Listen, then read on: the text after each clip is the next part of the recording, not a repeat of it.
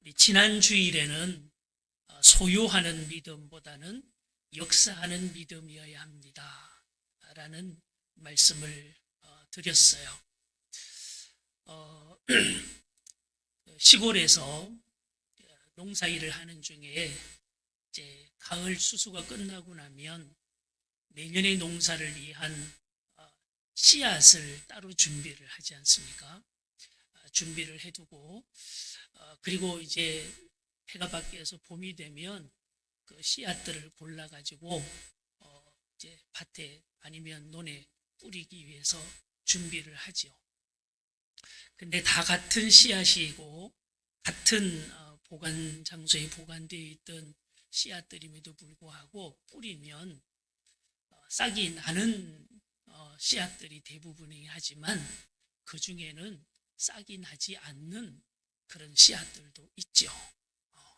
그런 씨앗은 존재는 하지만 사실은 생명이 없는 죽은 씨앗이라 할 수 있는 거예요. 저는 목회자 입장에서 저나 여러분들이 우리 교회가 하나님 나라 천국에 뿌려질 믿음의 씨앗들이라고 생각을 해보면 우리 교우들 중에 한 명도 싹이 나지 않는 그런 죽은 씨앗 같은 믿음이 없기를 바라요. 모든 우리 성도들이 천국에 싹이 나는 생명이 있는 그런 믿음이 돼야 되는데 그냥 존재는 하고 그릇에는 담겨 있는데 생명이 나지 않는, 씨앗이 나지 않는, 생명이 없는, 역사하지 않는 믿음이면 이거 정말 곤란하다는 거죠. 우리가 참된 믿음을 가지고 있다면, 생명 있는 믿음을 가지고 있다면 우리의 믿음과 삶에 하나님의 여러 가지 역사들이 나타난다는 거죠. 몇 가지 예를 들어보면 정말 생명이 있는 믿음이면 하나님 말씀대로 순종하는 것이 삶으로 나타나야 되죠. 또 믿음이 게으른 믿음이 아니고 열정이 있고 열심히 있는 믿음으로 살아가게 되겠죠. 그리고 역사하는 믿음에는 하나님께 드린 기도에 대해서 하나님의 응답이 있게 될 거고 그리고 여러 가지 하나님의 권능과 은사들이 나타나게 될 겁니다. 그런데 이런 순종이나 열심이나 아니면 기도의 응답이나 이런 것들도 중요하지만 이것보다도 절대적으로 중요한 믿음의 역사가 있습니다. 다시 말하면 반드시 일어나야 될 믿음의 역사가 있는데 그것이 바로 뭔가 하면 천국 구원받는 역사라는 거죠. 오늘 본문에서는 사도 바울은 유업이라는 단어로 설명을 하고 있어요. 근데 요한계시록 21장에는 보면 상속이라는 단어로 표현을 했습니다. 믿음의 가장 중요한 역사는 천국을 유업으로 받는 천국 구원받는 거라는 거죠. 여러분 우리가 그냥 좀 단순히 비교를 해보면 여러분 우리가 믿음으로 열심히 순종하며 산다고 살아도 천국 구원 못 받으면 이 믿음은 의미가 없잖아요. 여러분 기도에서 막 역사가 일어나고 귀신이 물러가고 병자가 고침을 받고 막 이렇게 되더라도 이런 역사가 있다고 해도 천국에 구원받지 못하면 그런 역사가 무슨 의미가 있겠어요. 갈라디아서 오늘 본문의 4장 7절 말씀을 한번 주목해 보시기를 바라요. 우리 7절 같이 읽겠습니다. 시작. 그러므로 내가 이후로는 종이 아니요 아들이니 아들이면 하나님으로 말미암아 무엇을 받을 자다? 유업을 받을 자니라 그랬어요. 4장 1절 말씀 한번 보시면 내가 또 말하노니 유업을 잃을 자가 모든 것의 주인이나 어렸을 동안에는 종과 다름이 없다라는 거죠. 자, 우리 1절과 7절을 좀 비교해 보면 유업을 이을 자가 있고 유업을 받는 자가 있는 거죠. 이을 자는 아직은 유업을 받았다 못 받았다? 못 받았다라는 거예요. 이것을 사도 바울은 이렇게 좀 논리적으로 설명을 하고 있어요. 한 주인에게 유업을 이을 아들이 있어요. 근데 이 아들이 아주 어려요. 그리고 아직 유업을 이어서 그것을 감당할 수 있는 능력이 안 돼요. 많은 면에서 어리고 부족해요. 그러면 어떡하죠? 주인이 자기 집에 있는 종들 중에 자격 있고 똑똑한 종들을 자기 아들을 위해서 후견인으로 지정하고 가정교사처럼 해서 아들을 잘 가르치고 훈련하게 하겠죠. 그렇죠? 그렇게 해서 배우고 익히고 훈련받아서 어느 정도 성장을 하면 아버지가 봐도 이제 우리 아들한테 물려줘도 되겠다. 그리고 누가 봐도 이을 만한 자격이 됐다. 그럴 때 아버지의 모든 것을 유업으로 이어주는 거잖아요. 사도 바울이 이렇게 설명을 하고 있는 거예요.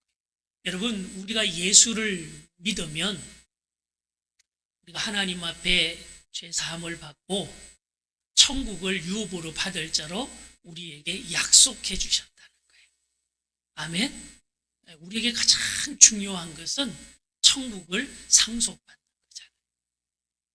약속을 해 주셨는데 아직 천국을 상속받을 만큼 성숙한 믿음이 되지 못하고 잘하지 못하면 하나님께서 어린 아들을 잘 가르치고 준비시켜서 유업을 이을 자로 세워가듯이 우리의 믿음이 세워지기를 바라신다는 거예요. 자, 그러면 천국을 유업으로 이어받을 만한 믿음의 절대적인 조건이 뭐냐? 이렇게 설명을 하고 있어요. 5절, 6절 말씀을 한번 보시죠. 5절, 6절 말씀 우리 같이 읽겠습니다. 시작. 율법 아래에 있는 자들을 속량하시고 우리로 아들의 명분을 얻게 하려 하심이라. 너희가 아들임으로 하나님이 그 아들의 영을 우리 마음 가운데 보내사 아빠 아버지라 부르게 하셨느니라. 이게 절대적인 조건이라는 거죠. 다시 말하면 하나님의 영인 성령님을 우리에게 주셔서 그 성령으로 우리가 충만한 믿음이 되었을 때 우리가 천국의 상속을 받을 수 있다라는 거예요. 이런 비교로 하고 있어요. 사도 바울은 설명을. 여러분, 좀 전에 아버지의 유산을 상속받을 어린 아들은, 아직 성숙하지 못한 아들은 아버지 입장에서 보면 종이나 아들이나 같다는 거죠. 그렇죠? 종이나 아들이 같다는 거예요. 그런데 아들이 배우고 훈련하고 그리고 준비가 되면 이제는 종 정도의 수준이 아니고 아버지의 상속을 유업으로 이어받을 상속자가 된다는 거죠. 그제서야 아들이 된다는 거예요. 그래서 오늘 결론적인 메시지는 이런 거예요.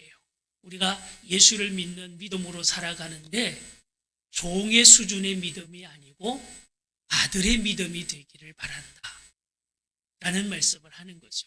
그러면 그 종이 아닌 종 정도밖에 수준이 안 되는 그런 믿음에서 아들의 상속자의 믿음으로 되기 위해서는 조건이 하나님의 영인 성령을 받아야 된다라는 말씀을 하신 거예요. 자, 그러면 여러분, 이 성령이 얼마나 중요하냐, 왜 중요하냐 하는 거죠. 우리 예수님의 경우를 좀 우리 지난주에 봤던 내용을 한 번 더 보면 예수님께서 십자가에 죽으실 때 나이가 33세였잖아요. 그리고 예수님께서 메시아로서 사역하신 것이 3년 정도예요. 그러면 마태복음에 우리가 지난주에도 확인했듯이 예수님의 탄생에 대한 기사는 있어요. 근데 예수님께서 30살이 되실 때까지는 어떻게 무엇을 하고 살았는지에 대한 기록은 없어요. 그리고 예수님께서 3년 동안 메시아로서 하나님의 아들 예수로서 병자도 고치고 귀신도 물리치고 그리고 가난한 자들에게 복음을 전하시고 제자들을 부르시고 이렇게 하셨던 구원자로서의 이 사역은 아주 중요한 기점을 전환으로 역사하셨다는 거죠. 그게 뭔가 하면 세례 요한에게 세례를 받으신 다음부터 세례 요한에게 세례를 받으시기 이전에 예수님 30년에 대한 기록은 없어요. 세례를 받으시고 난 다음에 예수님께서 마귀에게 시험을 받으시고 귀신을 물려치고 병자를 고치고 역사하시는 그 메시아로서의 사역을 본격적으로 시작하시는 거죠. 그러면 세례가 왜 중요하냐 하는 거죠. 예수님께서 세례를 받으신 행위보다도 세례를 받으시고 난 다음에 세례가 무슨 의미라 그랬죠? 세례는 이제는 죽음과 부활의 동시적인 의미가 있다 그랬잖아요. 그러니까 세례를 받을 때는 물에 푹 잠기는데 우리 장로교에서 약식으로 머리에 물을 얹는 거잖아요. 원래는 침례라 그래서 물에 푹 잠그는 거거든요. 이것은 죽음을 의미하는 거예요. 이 죽음은 무엇을 의미하느냐? 죄를 지으며 살던 나는 죽겠습니다 라는 거죠. 그리고 다시 일으키잖아요. 일으키는 것은 부활을 의미하는 거예요. 부활의 의미가 뭐죠? 이제는 죄를 추종하고 죄의 노예로 살던 나는 죽고 이제는 하나님의 의를 따라 사는 사람으로 부활해서 살겠습니다. 이것을 하나님 앞에 결단하는 게 세례거든요. 예수님께서 그 세례를 받으시고 난 다음에 하늘에서 비둘기같이 성령이 임하시는 것을 확인했다 그랬잖아요. 성령이 임하셨다라는 거예요. 여러분, 이 예수님 지난주에도 말씀드렸지만 예수님께서는 죄와 무관하신 분이잖아요. 그러면 세례를 받으실 필요가 있다 없다? 없으신 분이에요. 그럼에도 예수님께서 세례를 받으신 이유는 죄 때문이 아니고 우리에게 삶으로 가르쳐 주시고 보여주시기 위한 거라는 거죠. 무엇을 보여주시고 가르치시기 위함이냐? 예수님도 그러했듯이 예수님도 죄에 대하여는 죽고 의에 대하여는 살려고 다짐해서 하나님 앞에 세례를 받았더니 그 다음이 중요한 게 하늘에서 하나님의 성령이 임하셨다라는 거예요. 자, 그러면 제가 여러분에게 이런 질문 하나 드릴게요. 여러분 예수를 믿으시죠? 예, 예수를 믿으시면 그냥 교회를 다니는 걸로 예수를 믿으시는 믿음도 있겠지만 중요한 것은 세례 신앙으로 살아야 된다고 말씀을 드렸잖아요. 내가 이제는 죄의 종이 되어서 살던 것은 죽고 이제 하나님의 의를 따라 살겠습니다. 그렇게 하나님 앞에 결단하고 그 세례의 신앙을 다짐하면 예수님께 임하셨던 것처럼 성령님께서 우리와 함께 하신다라는 거죠. 여러분, 이 믿음의 결단이 있으시는 이 순간에도 하나님의 성령이 여러분과 함께 하실 줄 믿습니다. 성령이 함께 하시는.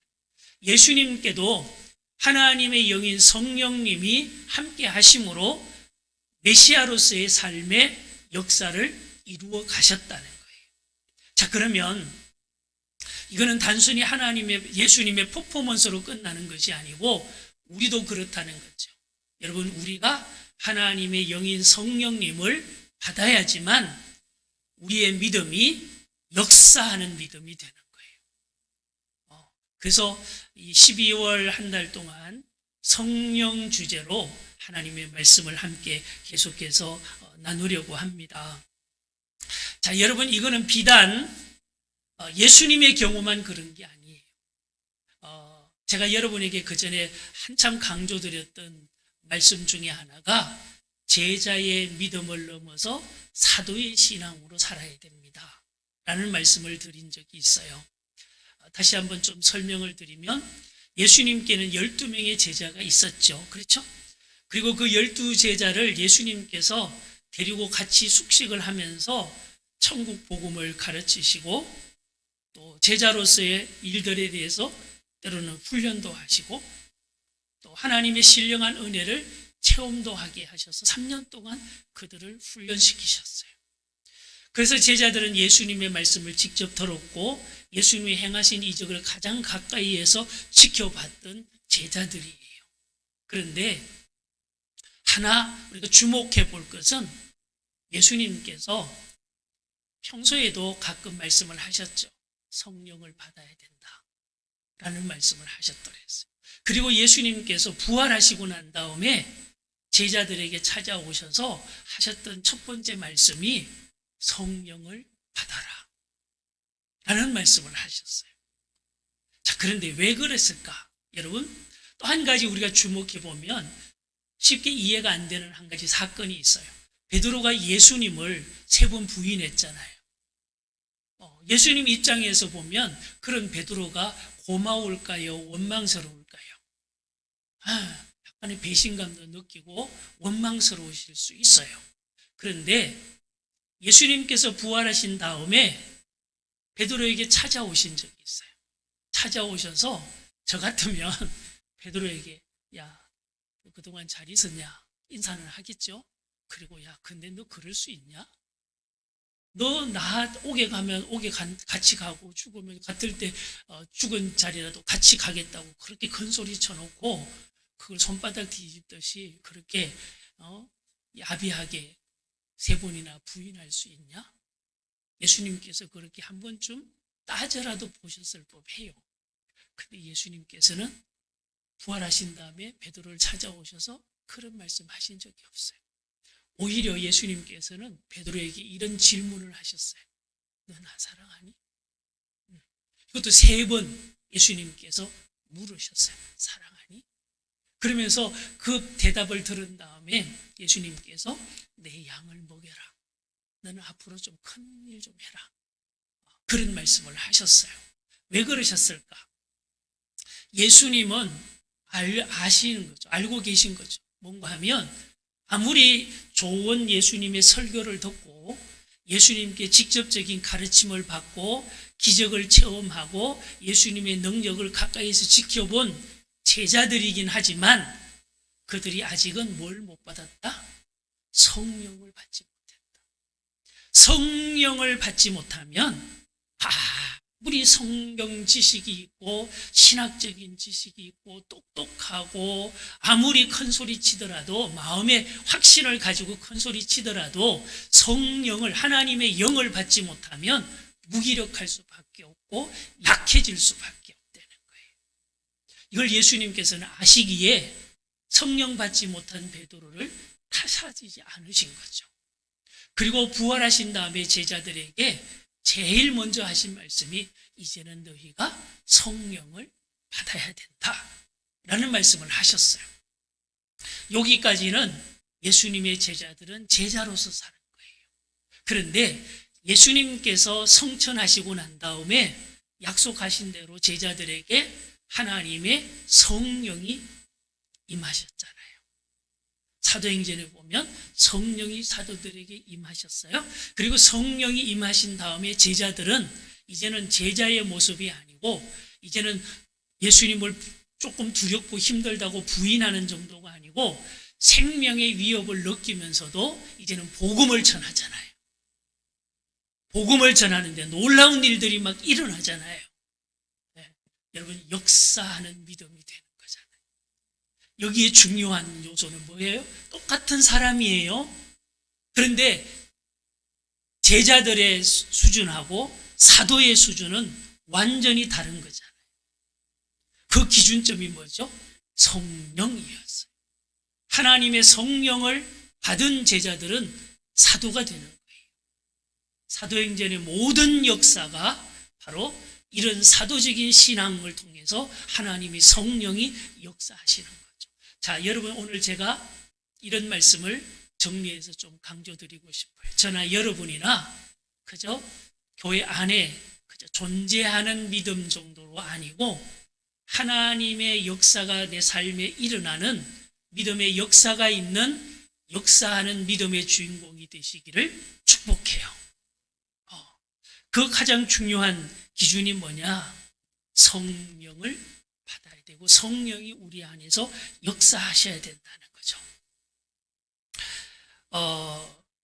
갈라디아서 6장 한번 말씀을 좀 볼까요? 뒤로 넘기셔서 한 장 넘기시면 갈라디아서 6장 8절 말씀 보시죠. 8절. 갈라디아서 6장 8절. 7절 8절을 우리 같이 읽겠습니다. 시작. 스스로 속이지 말라. 하나님은 업신여김을 받지 아니하시나니 사람이 무엇으로 심든지 그대로 거두리라. 자기의 육체를 위하여 심는 자는 육체로부터 썩어질 것을 거두고 성령을 위하여 심는 자는 성령으로부터 영생을 거두리라. 아멘. 성령을 위하여 심는 자에게 영생을 거두게 하신다라는 거예요. 세번역 성경에는 육체를 위하여라는 위하여라는 말보다는 에다가 그렇게 했어요. 육체의 인생을 심는 자는 육체에 썩을 것을 거두지만 성령에다 인생을 심는 삶을 심는 자는 성령에게서 영생을 거둘 것이다. 그렇게 설명을 했어요. 자, 이제 말씀을 정리하겠습니다. 여러분 성령에다 우리의 믿음과 삶을 온전히 여러분 심으시기를 축복해요. 우리에게 가장 중요한 믿음의 역사는 절대적인 필요한 역사는 천국을 상속받는 거잖아요. 천국을 상속받는 믿음은 지식으로 되는 게 아니에요. 단순한 생각으로 되는 게 아니에요. 마음 먹는다고 되는 문제가 아니에요.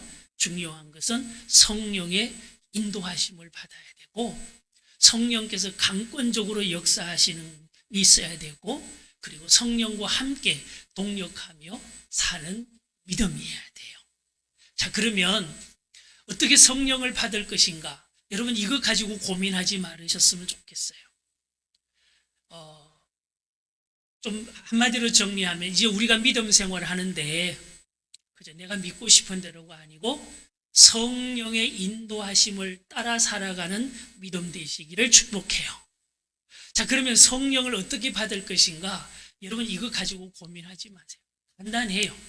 내가 세례신앙으로 하나님 앞에 결단하면, 다시 말하면 이제는 죄에 대하여는 죽고 하나님의 의를 따라 믿음으로 살겠습니다 하는 여러분의 마음에 결단만 하면 하나님께서 성령을 우리에게 주시고 성령께서 우리와 함께 하심을 믿으시기를 축복합니다.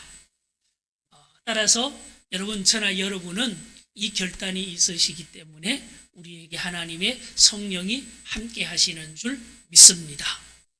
자, 그러면 우리 다음 주일에는 우리에게 성령이 임하시고 성령이 역사하시면 내 삶에 어떤 현상들이, 어떤 일들이, 어떤 역사들이 일어날 것인가에 대한 말씀을 우리가 다음 주일에 나누도록 하겠습니다. 여러분, 이 한 해를 잘 마무리를 하시고 새 한 해를 준비하시면서 우리의 믿음이 그저 존재하는 믿음을 넘어서 성령이 역사하시는 믿음과 삶이 되시기를 주의 이름으로 축복합니다.